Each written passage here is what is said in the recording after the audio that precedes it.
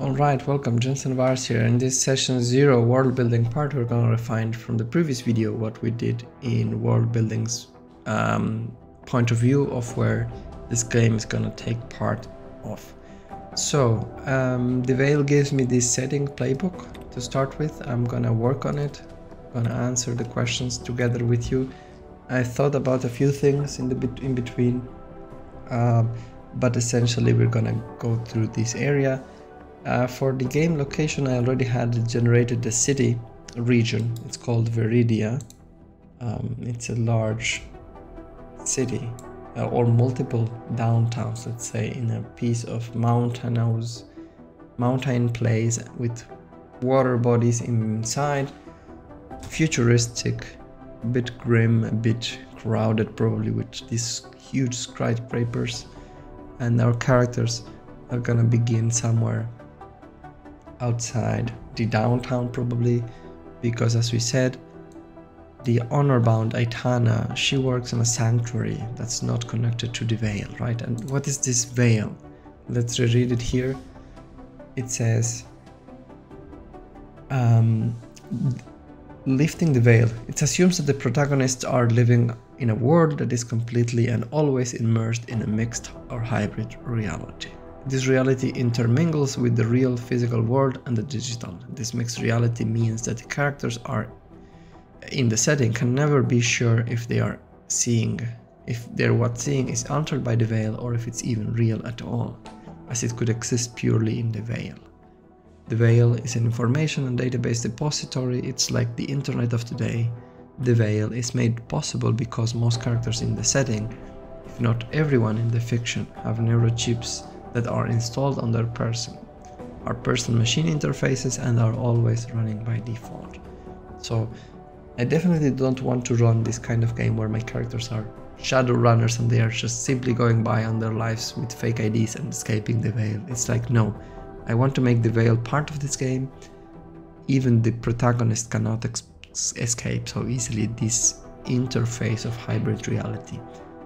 They might be living on an off or disconnected sanctuary, but as soon as they want to interact with the rest of the world, they are part of this. So something like the Matrix, not gonna make them like travel from between planes or something, but a very, very strong influence of this satellite level connectivity that the world is submerged in.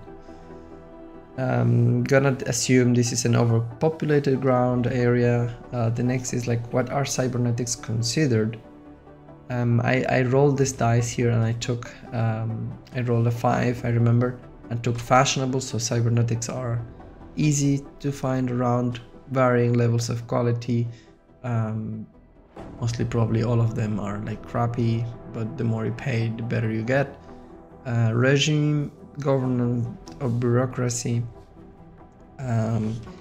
is going to be, let's say, an oppressive government who's very strong and imposing the Veil and control, and that's not going to break any tropes of cyberpunk in general, but it's not going to be a weak influence. It's going to, in fact, have a strong influence on the game.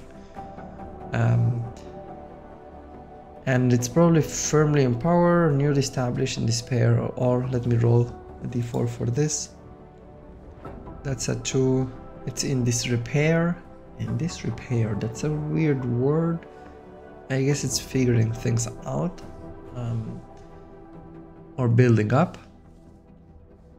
But yes, somewhere there's some sort of instability around it. Answer the following questions to flesh out the setting. What tone are we going for? I'm gonna go for something more grim, more gloomy, not so like discos and music, but rather it's like, okay, things are not going well. Not gonna focus on fighting, so I'm ignoring focus on weapons and damage stuff, but I do want to get involved in these questions of principal questions. So everyone is walking around in mixed reality. How does it work in vague terms? It's regulated somehow. So I'm gonna assume we are all connected through this machine-human interface called the neurochips. It's a standard, somehow population control manages to inject this in almost every person on Earth. I wonder if there will be, like, let me ask that. Is it common for people to be born and escape the neurochips? And I got number 1 is don't know. Obviously, I don't know. We don't know if it's common or not that people can escape this. We might be able to figure out in the game, but an open question is, we don't know if it's possible to escape population controls and avoid the neurochips at birth. I'm gonna add this in my world building sheet. So I've got cybernetics are fashionable, government is oppressive, and I'm gonna add this point where is it possible to escape birth control and avoid the neurochips?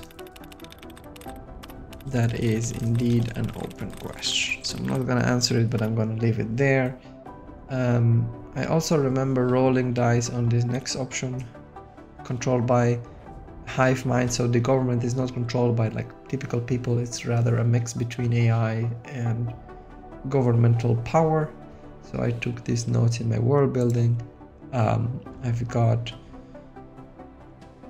managed by AI or hive minds, no public unique figure, but a chamber of multiple figures. This unfortunately was recording, but I couldn't. I missed the video, but I did it just before. So yes, that's a bit the basics of the world. We need to figure out now together the big problem. I'm gonna roll it again because I couldn't think about it a lot last time. So let's see, where are we going to start? I'm gonna define the plot hook nodes. Wait, I didn't mean this, sorry. The game setup. And I'm gonna start with the big problem. Using game unfolding machine, game creation tools. Let's see what's the background problem. That's a 19. Prison, captive, police station, dungeon, courts, we're locked in. So I'm gonna guess there's a prison, captive, police station, locked. I guess there's a lockdown. So big problem or background problem is there's a big quarantine lockdown going on in Viridia City. I don't know what caused it. Maybe you can roll a prompt 3D100 to see if we get any words. That's 84. Focus, concentrate, direct, centralize. So centralize. Let's see what else. On the adjective part, 73. Eliminated, killed, destroyed, annihilated, executed. So I'm gonna guess destroyed, centralized, destroyed. And the subject is 37. Possession, belongings, treasure. Okay, so I guess there was some sort of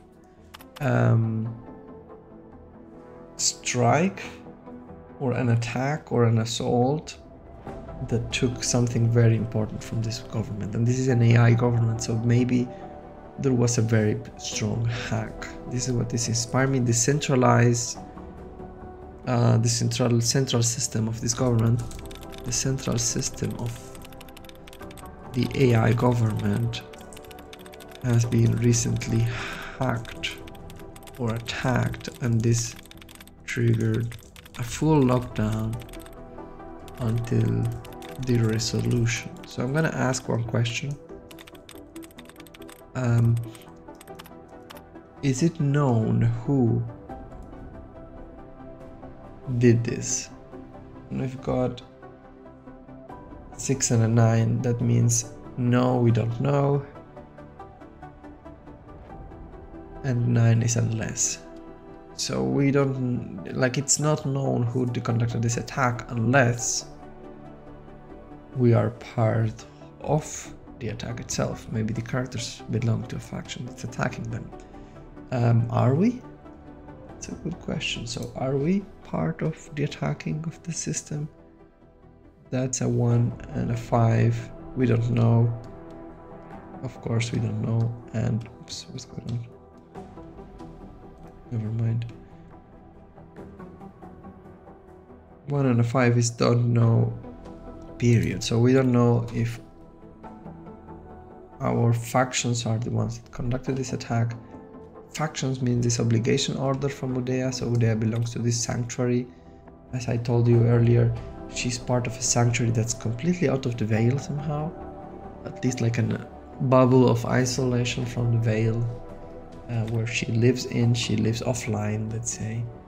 And Kaldar is with her. And all we know is that there was a big attack and nobody really knows who conducted this attack, and this government, AI government, decided to put a lockdown or very strict controls on the traffic, so things are not going well right now.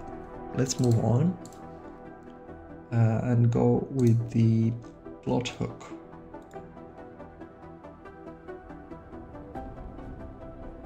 At 17, we've got family petition, yours or someone else. So I'm gonna assume the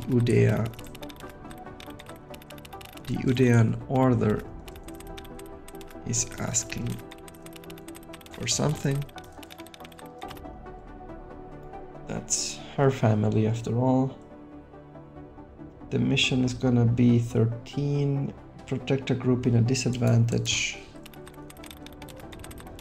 Who can that be? That's a good question. And what's the caveat? That's a 20. We are under time pressure. So this is how the game's gonna begin. We're gonna get an order from a mission from the order where we've got to protect a group in disadvantage, right? And we need to know who. Who is this group in disadvantage? How can we figure that out? That's a good question.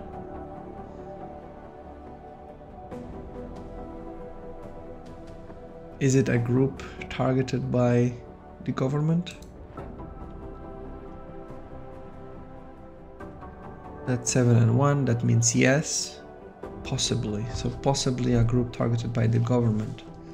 Alright, is it a faction, like a large group, or it's more like a small bunch of people, or even one? So is it a faction, larger organization? 4 is no, but. So no, but means, sorry, I rolled 3 and 4, that means no, period. So it's not a large group, not a big faction of any sorts. Probably a small reduced group that's being targeted. Maybe they are like considered the attackers of the one of the central most protected valued AI systems from the government.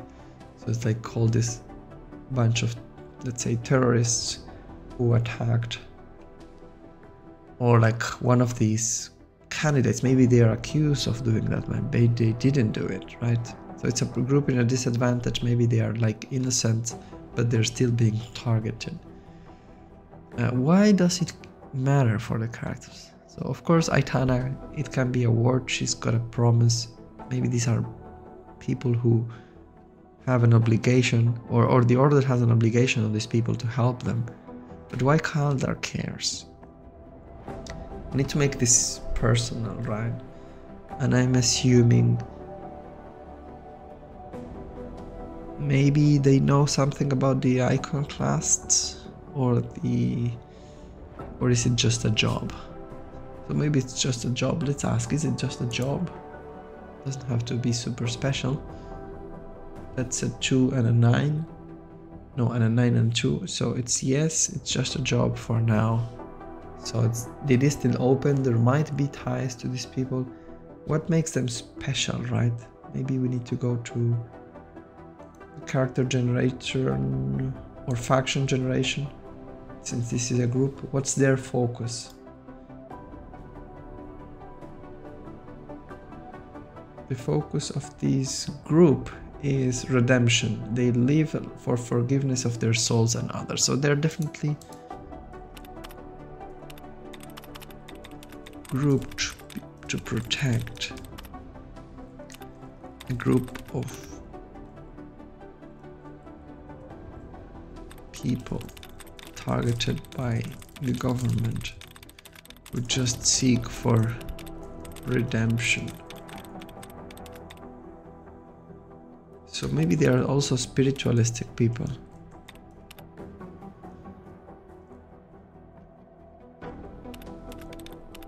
For their soul.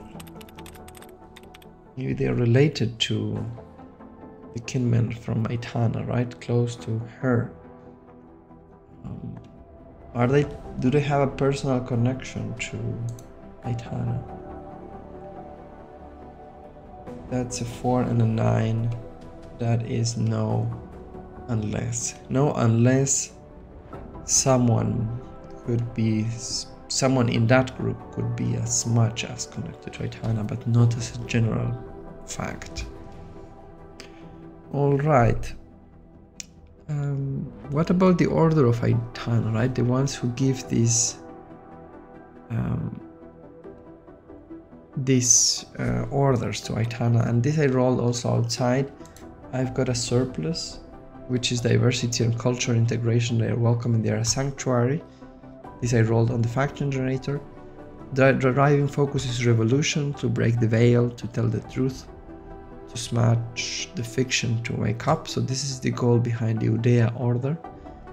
And the second, their needs are bonds, close relations, trust. So they are working on that. Maybe they are traitors or some problems inside on the credibility.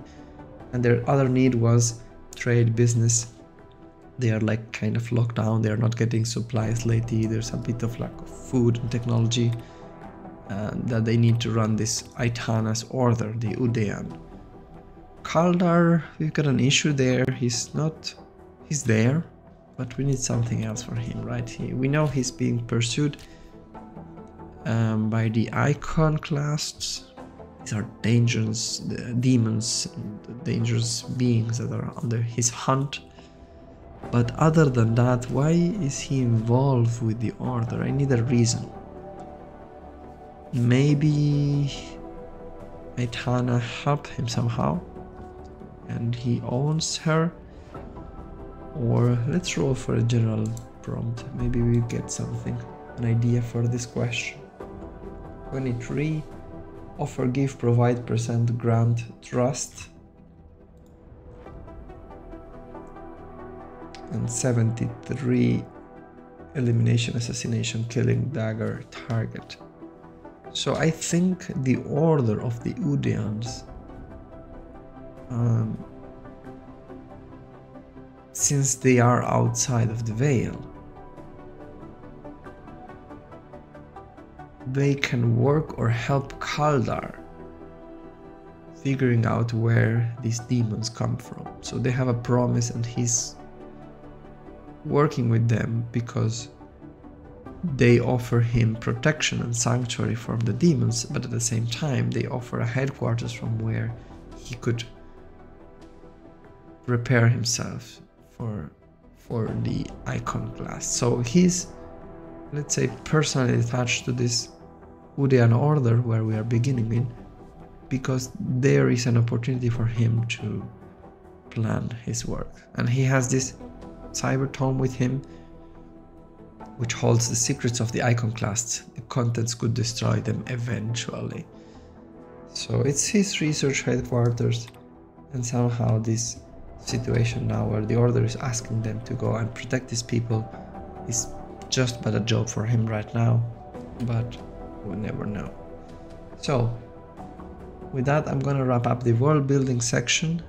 We've got some good, interesting things being answered. We're gonna figure out a lot of other things. There are the questions from the veil. Let's randomly pick one and answer it.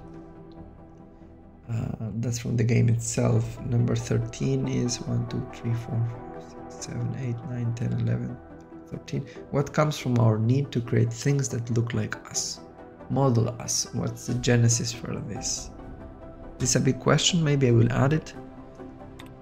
What comes from our need to create things that look like us? So maybe I'm thinking there's already in this world, I'm gonna add this. The existence of androids that look like humans. Okay, so I'm gonna add this here in the world building section. Human-like androids exist and walk around us. Question is, can we notice them easily? Can we know whether they are androids or not? That's an 8, that's a yes for now. So at least from now until things change, we can tell androids from humans. But it might not be as easy, but we have this, there's this going on that human-like androids are existing in the physical world on top of the hybrid projections of the digital, which can also create fictional characters that are in the hyperspace, not in the physical world. So both, they exist along the cyber or hyper reality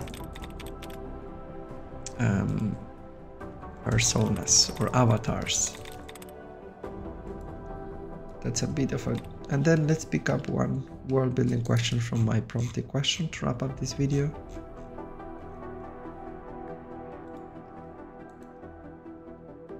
That's a 41. We've got, how advanced is science and knowledge? How is education?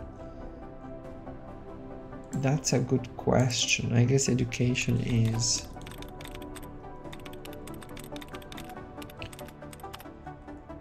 I mean, we are in a cyberspace. I guess it's regulated, controlled, what we can know and what we can't, but at the same time, easy to reach and access public data.